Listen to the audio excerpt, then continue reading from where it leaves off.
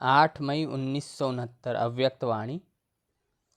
मनसा वाचा कर्मणा को ठीक करने की युक्ति। आज बाप खास एक विशेष कार्य के लिए आए हैं।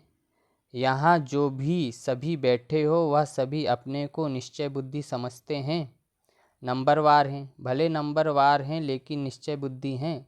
निश्चय बुद्धि का टाइटल दे सकते हैं। निश्चय में नंबर होते हैं व पुरुषार्थ में नंबर होते हैं।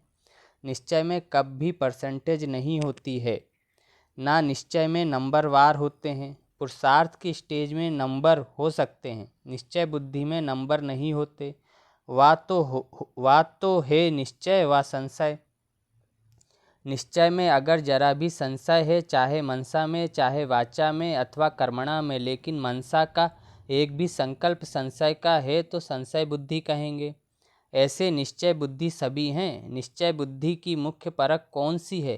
परखने की कोई मुख्य बात है? आपके सामने कोई नया आए, उनकी हिस्ट्री आदि आपने सुनी नहीं है, उनको कैसे परख सकेंगे? वाइब्रेशन आएगा। कौन सा वाइब्रेशन आएगा जिससे परख होगी? अभी यह प्रैक्टिस करनी है, क्योंकि वर्तमान समय बहुत प्रजा बढ़ती रहेगी, तो प्रजा और नज़दीक वाले को परखने के लिए बहुत प्रैक्टिस चाहिए। परखने की मुख्य बात यह है कि उनके नयनों से ऐसा महसूस होगा जैसे कोई निशाने तरफ किसका खास अटेंशन होता है। तो उनके नयन कैसे होते हैं? तीर लगाने वाले व निशाना लगाने वाले जो मिलिट्री के होते हैं वो पूरा निशाना रखते हैं। उनके नयन, उनकी वृत्ति उस समय एक ही तरफ होगी। तो जो ऐसा निश्चय बुद्धि पक्का होगा, उनके चेहरे से ऐसे महसूस होगा जैसे कि कोई निशानेबाज है। आप लोगों को मुख्य शिक्षा मिलती है, एक निशाने को देखो अर्थात बिंदी को देखो। तो बिंदी को देखना भी निशाने को देखना है। तो निश्चय बुद्धि की निशानी क्या होगी? पूरा निशाना होगा। निशान जरा भी हिल जाता है तो फिर हार हो जाती है। निश्चय बुद्धि के नयनों से ऐसे महसूस होगा जैसे देखते हुए भी कुछ और देखते हैं। उनके बोल भी वही निकलेंगे। यह है निश्चय बुद्धि की निशानी। निशानेबाज की स्थिति नशे वाली होती है, तो निश्चय बुद्धि की परख है निशाना और उनकी स्थिति नशे वाली होगी। यह प्रैक्टिस अभी करो, फिर जज करो हमारी परख ठीक है व नहीं। फिर प्रैक्टिस करते करते परख यथार्थ हो जाएगी। दृष्टि से सृष्टि कहा जाता है ना, तो आप उनकी दृष्टि से पूरी सृष्टि को जान सकते हो।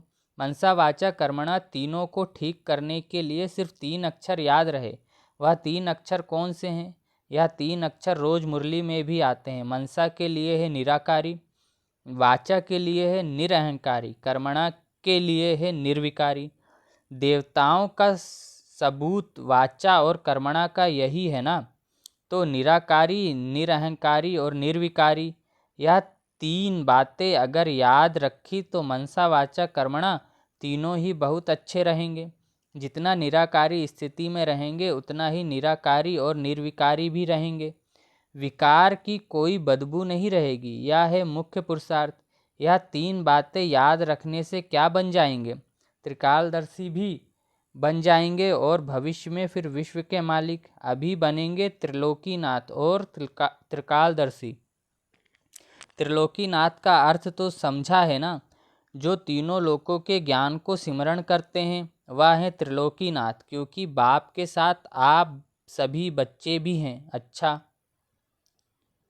ओम शांति।